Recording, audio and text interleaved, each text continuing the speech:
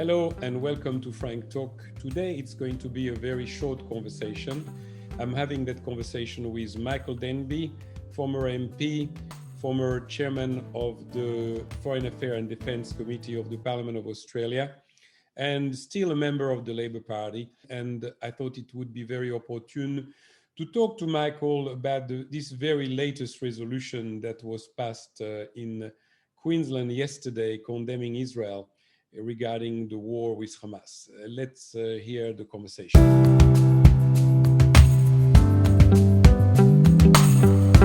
Okay, I don't know why it's showing us side by side, but that's fine. Welcome, Michael. And today we have a headline in the Australian newspaper that is absolutely not welcome because the ALP in Queensland, the Queensland branch of the Labour Party of Australia has passed a resolution that condemns Israel for the war on Hamas. Can you tell me a little bit more, please? Well, this came to public attention because Bob Carr is obviously boasting about it on Twitter, and he's put up a video of the conference where many delegates and many of the observers who they let in from outside are holding up placards which say "Free Palestine." So it makes it look very much like a Corbyn conference. The context is strange, Albert. This is the state where the Shadow Treasurer, Mr. Chalmers, comes from, the former president, Mr. Swan, where the state government is led by Premier Anastasia Palaszczuk, and yet it's accusing Israel of ethnic cleansing. The ultra-left is dominating the conference and putting up extreme points of view, no condemnation of Hamas, no condemnation of the 4,300 rockets sent on to 5 million Israelis huddled in their shelters in Israel over the 11 days. Very unfair, very one-sided, very biased. Michael, what's happening with Jim Chalmers? Was he there at the conference? Do you know if he was? No, apparently all the leading federal personalities were not there. They were doing something else. You know, they have many functions on the weekends, and they chose not to be present during that debate. They may not have even known about it, but they don't care about it. But what I find amazing is, one, that the Australian newspapers or media don't report that Queensland Labor is controlled by the hard left, the hard socialist left, the you could call them pro-Hamas left, and it's not reported, as if these resolutions have no impact. This is the resolutions of the governing party in Queensland, and it reflects very badly on all of the people who are power brokers. But isn't it ironic, Albert? Here we've got a left-wing organisation, very left, and it supports the misogynist, anti-LGBTQ medievalists of Hamas and condemns Israel, which over the weekend had the biggest gay pride parade. I mean, I think that the Queensland ALP should have all flown to Tel Aviv to participate in that rather than to condemn it. But tell me, Michael, let's remain with Queensland politics here. Do we know that resolution, how many members have voted for, how many were against? It was passed overwhelmingly. You can see it from the video on Bob Carr's tweet. And there were no speakers in opposition. Pathetic. So there is no member of the right faction of the Labour Party that were present? Of course there were, but they stayed silent or went out of the room. It's a mistake. If you don't fight, you lose. That's why I wanted at the National Virtual Conference to at least speak against Penny Wong's decision to elevate Palestine to the platform. So I heard something about a lady by the name of Wendy Turner who spoke at the conference. She was very anti-Israel, and she said something about justifying Hamas in their action. Can you tell me a little bit more about that? Well, she she denies that she said that in relation to Hamas sending She said missiles. what? Did she say Sorry? what? What did she say? She said that the riots or the incitement on Har HaBayit, the Temple Mount, was justified because of the Israeli actions in Sheikh Jarrah. As we know, these people in the socialist left have no idea that there was a Jewish suburb there called Shimon HaTzadik, that this is a dispute over 4 properties, which the Israeli Supreme Court postponed so that it wouldn't increase incitement in those areas. That You mean they in postponed the 1982, decision? those people admitted that was the properties of 4 Jewish owners that were kicked out in 1948 by the Jordanians. They paid rent until the early 1990s, but then stopped, for nationalistic reasons, stopped paying rent. And the Supreme Court of Israel is eventually going to make a decision about those 4 cases of whether the owners can resume their property. It's not a matter of Jewish settlers. It's pure ignorance coming from the left wing of the Labour Party. But what I'm really disappointed is that the friends that we have on the right end of the Labour Party either decided not to turn up or they weren't basically left the room. It's a little bit wimpish as an attitude. I mean, if you just are going to allow the left to do whatever they want simply because either they have the number or they scream louder than you, then what's the point even of being in politics? I thought that the democratic process, all you have as a weapon is your mouth and what you say. And if someone says what you don't agree, you have to push back. That's how I understand the democratic process working. So what is happening to the Labour Party, full stop? That's a question for the Labour Party to answer. When you see the video of this, they've gone full Corbynista. So I say to Senator Murray Watt, to Jim Chalmers, to Wayne Swan, to Premier Palaszczuk, this reflects on you. And the fact that you weren't there and you can't put a moderating point of view, it's all very well for Penny Wong to have to denounce it on the front page of the Australian today, but it should have been questioned, you're absolutely right, Albert, by the people who are the leaders. This is a failure of their leadership. They can't be taken seriously, and it is pulling down Mr Albanese's chances of being elected. Remembering those people, they are ensuring that the Labour Party brand is damaged so far that it cannot be electable. That's what they're ensuring. Because let me tell you, for the fair-minded people that may be listening to this, the equivalence of having supporting Hamas throwing rockets on Israel, it's exactly the same as if you had a group of indigenous Australians that were outside Brisbane sending rockets on Brisbane because, let's say, they decided to free Australia. I mean, Brisbane is not exactly a city that can give, or Queensland can give lessons to anybody, because the history of Queensland, it's absolutely atrocious when it comes to indigenous. But to think that you would allow anyone to throw rockets or to do whatever they do, and for that to be justified in any way, shape, or forms, goes against every convention, the Geneva Convention. It goes against any accord that we have around the world as to how to conduct conflict. And I believe that Israel is an example as to the way they conduct themselves in conflict. But, they use technology as much as they can.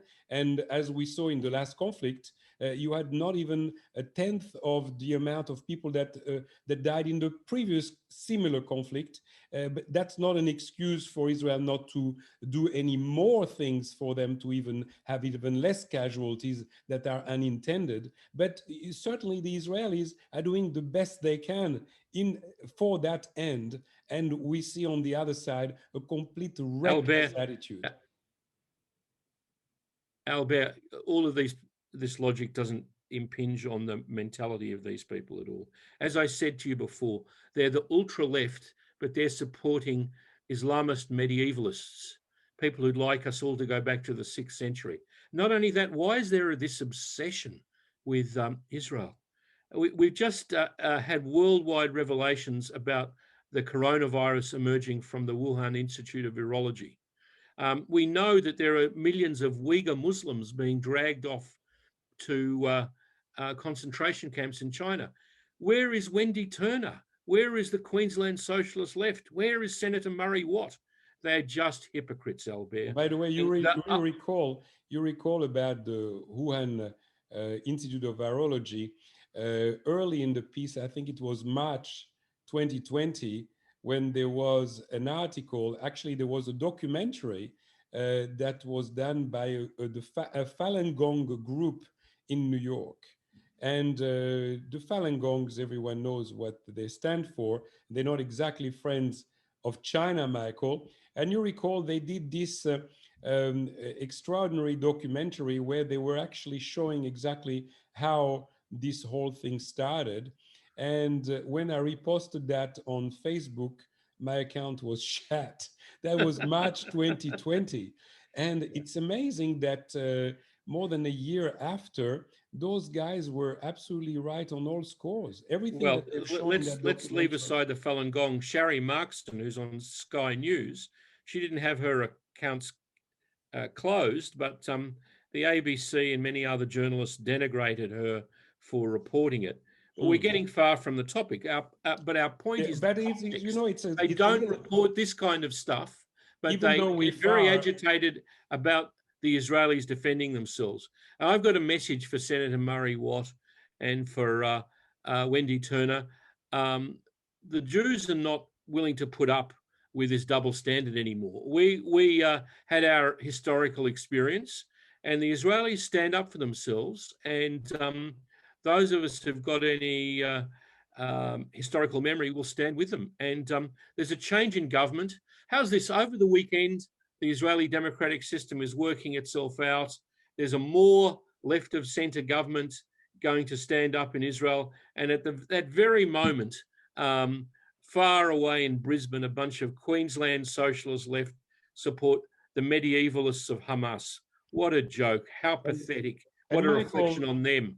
While you're on the roll, give a message also to your mates on the right side of the Labour Party. Yeah, well, I want to say to Jim Chalmers and Wayne Swan and Senator Anthony Chisholm, all my old friends. I know the Australian Workers' Union power has declined very much in Queensland, but that's no excuse. You should turn up, and on these important issues, you should speak up. Otherwise, you let the whole brand be denigrated. It's both on the matter of ethics and on the matter of practicalities. Just as you said, Albert, in introducing that, if you don't fight, you lose. I think I'm going to call on the Jewish community to stop giving any money to the Labour Party. Until this is sorted Australia-wide, I think anyone who supports Israel, anyone who supports the Jewish community and the Jewish community, we should absolutely stop feeding any money towards the Labour Party. Well, Albert, can I just tell you there's one new development. Last weekend on Sky News, my successor, Mr. Josh Burns, the new MP, claimed that Mr. Albanese has written to the Jewish community agreeing to the international definition of anti-Semitism, which, as you know, includes extreme anti-Zionism where Israel is called Nazis, or they say they don't have a right to exist, or they're accused of, false things like ethnic cleansing. So if Mr. Albanese has written this letter to the Jewish community, again, I call on him to take action against the Queensland branch and against Wendy Turner. If you really believe that extreme anti-Zionism is anti-Semitism, come on, Albo. Now's the time to show your cards, show the money. We expect you to be not a Zionist. We don't expect you to be Naftali Bennett's deputy leader, but at least you could speak up and follow the IHRA definition, which according to Josh Burns, the Labor Party is committed to. Very good, Michael. I hope they heed this message because we need an opposition in Australia. And I've always said we need a strong opposition. That's the only way to keep whoever's in power honest. And right now, if the Labor is acting in this way, then they're very soon not going to have any voice in this country. Well, Penny Wong denounced it on the Australian, but it's too little, too late. It should have been fought at the conference, and it should have been opposed because it's an important issue and it's a very one-sided point of view. And let's hope that it's not repeated around the rest of Australia. We know, Albert, unfortunately, that the obsessive Bob Carr is going to put up a BDS resolution at the October conference of the New South Wales Labor Party. That's the next step in this drama created by these people who are only focused on Israel, not the Uyghurs, not Hong Kong, not any of the issues that are more relevant to Australia, no issues of human rights, but only Israel. It's a diversion in Bob Carr's case because he's so pro-Beijing from what's really going on. And if people just fall for his game, then they're fools. But let's see what New South Wales Labor does in October. If I may tell you something about Bob Carr, because I've known Bob for a long, long time. And you cannot forget that Bob Carr is the one who started the friendship group of in Parliament of New South Wales with Israel. He has been also the one who started the young friendship group with, with the young Labor and so on. He has been such a supporter of Israel over the years. And for me, I just don't recognize the guy. I don't know what happened. His shift is so dramatic that it's impossible for me to reconcile what his actions are today with the Bob Carr that I've known. So that is something that is impossible for me to do. He looks for every opportunity to be divisive and critical. So there's a new, more compromising, possibly Israeli government, but he calls the new Prime Minister, Mr. Bennett, the Arab killer. But it's like Fauci, who went from masks were not a good thing to do and to wearing two masks. So you did not know which Fauci to believe. It's the same with Bob Carr. I think Bob Carr is a lot worse than Fauci. But which one do you believe? Do you believe the Bob Carr, the pro-Zionist Bob Carr, who loves Jews, who comes to Israel and enjoys himself? Or is it the Bob Carr that's now totally anti-Israel, totally anti-Semite? Which one is the real Bob Carr?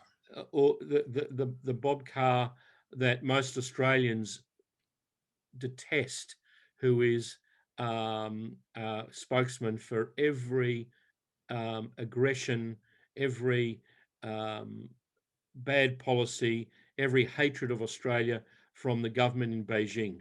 The man is, he can't be compared to Dr. Fauci.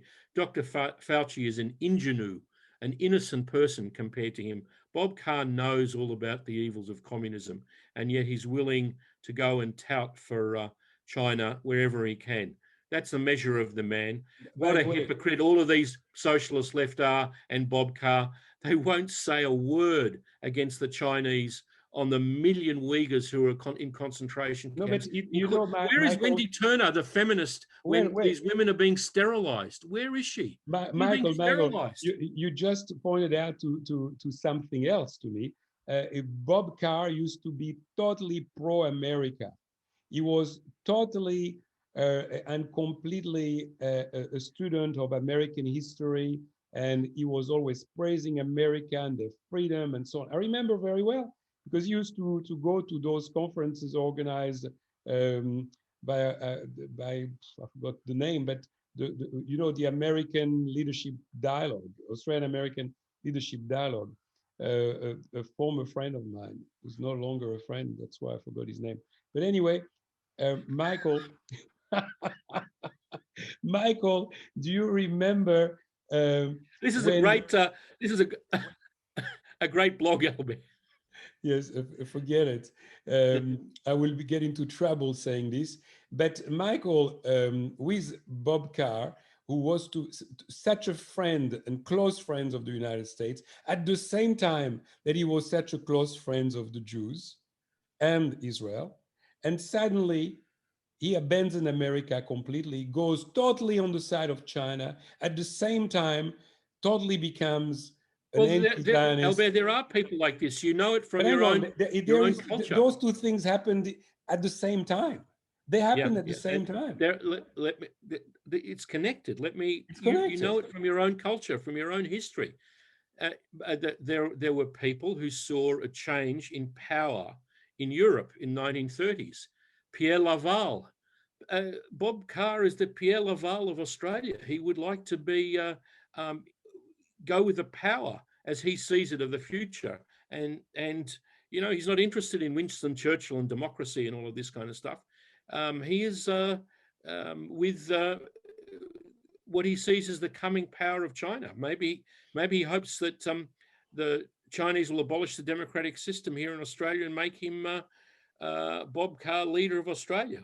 So in effect, Bob is the one who's leading the charge and going around the various states into the labor parties, back rooms, and convincing everyone to be against Israel. As you say in French, exactement, exactement. And you have to ask yourself why.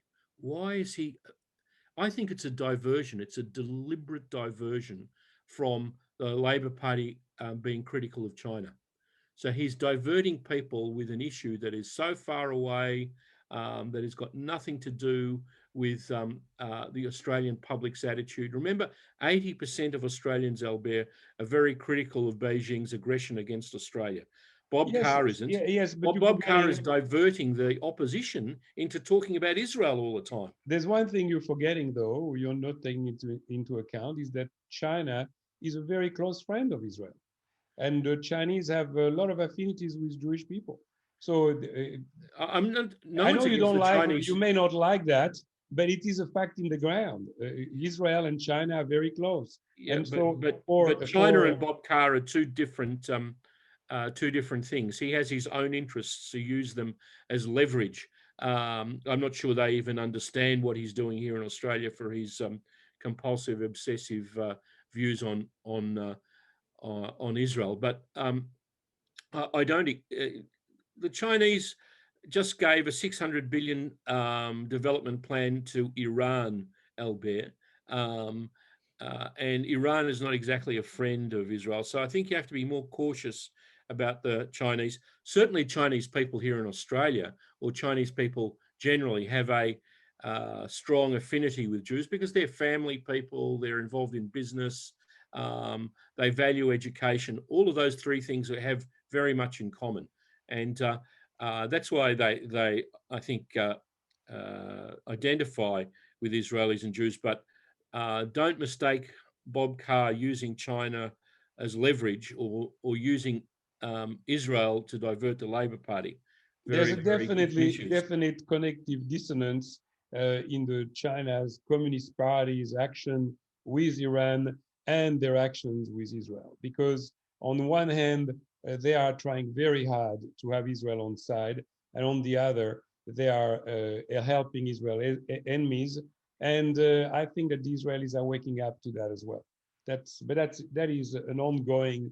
And you and the dialogue have played an important role in waking them up, because the Israelis were too asleep. That is true, and the film is unfolding. It's not over yet. The Israelis are waking up, and whether by waking up the Chinese are going to be less inclined to help Israel's enemies, the future will tell us. In any case, Michael, I want to thank you. This is a new development in your party because you are a member of the Labour Party, and it must hurt you. I mean, I've been a supporter of the Labour Party as much as I've been a supporter of the Liberal Party of Australia. because I believe in bipartisanship when it comes to the Israel issue. I've always said Israel should never become a political football. And as you can see, I have failed miserably.